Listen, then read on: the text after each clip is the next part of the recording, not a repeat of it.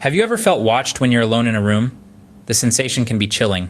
The hairs on the back of your neck stand up, and you feel a strange unease creeping over you. That's the story of a man who once wandered deep into the wilderness, a place where the sun's rays struggled to pierce the thick canopy of leaves, and the air held an everlasting whisper of the unknown. It was a journey of discovery, a quest for solitude, away from the noise and chaos of the city. As he ventured further into the forest, the familiar hum of civilization gradually faded, replaced by the myriad sounds of nature. The rustling of leaves, the distant call of a bird, the faint crackle of twigs underfoot, these were his only companions. The forest, in all its grandeur and mystery, enveloped him, leading him deeper into its heart. But as the day wore on, the man realized he was lost. The forest, once a sanctuary, now felt like an impenetrable labyrinth. The trees, once majestic, now seemed to loom ominously, their shadows stretching out like long, gnarled fingers. Fear began to claw at his mind as the path he thought he was following disappeared, swallowed by the undergrowth. The comforting sounds of nature now echoed with a menacing undertone. Uncertainty set in as the sky began to darken. The forest, under the veil of dusk, took on an eerier character. The man, feeling a cold dread seeping into his bones, pushed on, hoping against hope to find some shelter before the night fell completely. And then, just as the last rays of the sun were fading, he saw it. Nestled amongst the trees, partly hidden by creeping vines, stood an old, deserted hut. It stood as a beacon of hope in the overwhelming darkness, a haven in the heart of the wilderness. The man, weary and desperate, approached the hut with a mixture of relief and apprehension. As the sun began to set, he stumbled upon an old, deserted hut. Imagine discovering an abandoned dwelling in the middle of nowhere.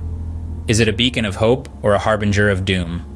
As our lone wanderer stumbles upon this isolated hut, a wave of relief washes over him.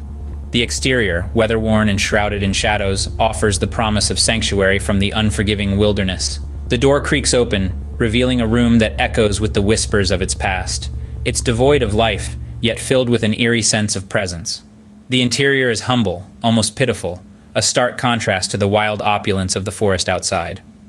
There's a single bed, the sheets dulled with age and use. A modest table stands in the corner, its surface blanketed in a layer of dust.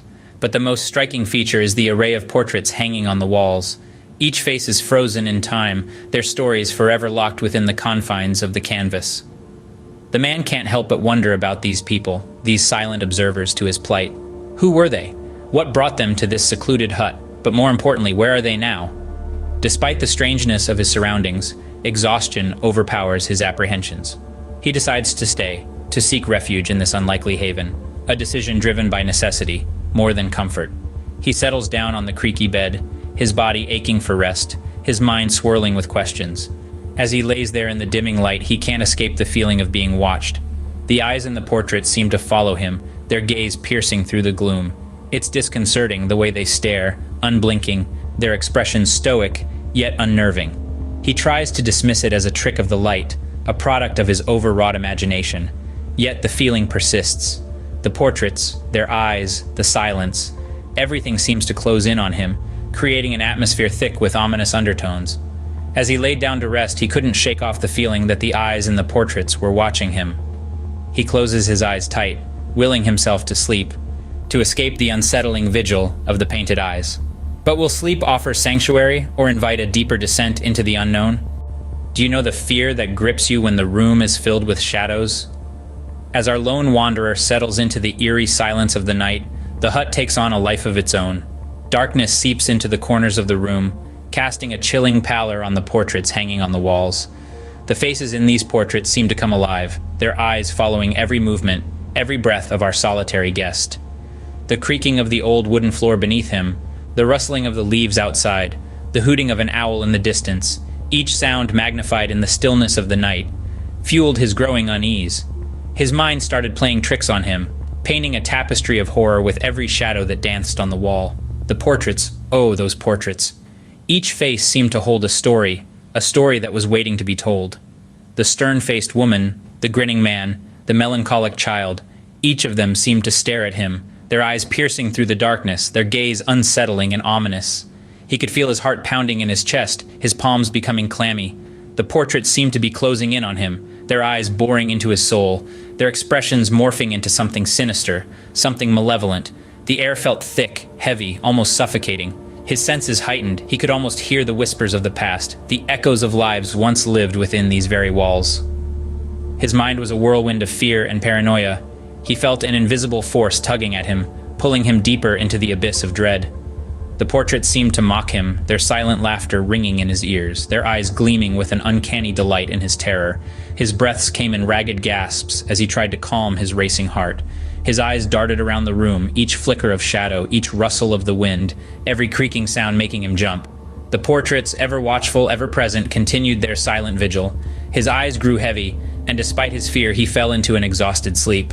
Have you ever woken up to find your fears were just a figment of your imagination? Picture this. A man, lost and weary, wakes from a sleep steeped in fear. The first thing he notices is the light. Bright, almost blinding, the morning sunlight pours into the room, illuminating every corner, every crevice of the once ominous hut.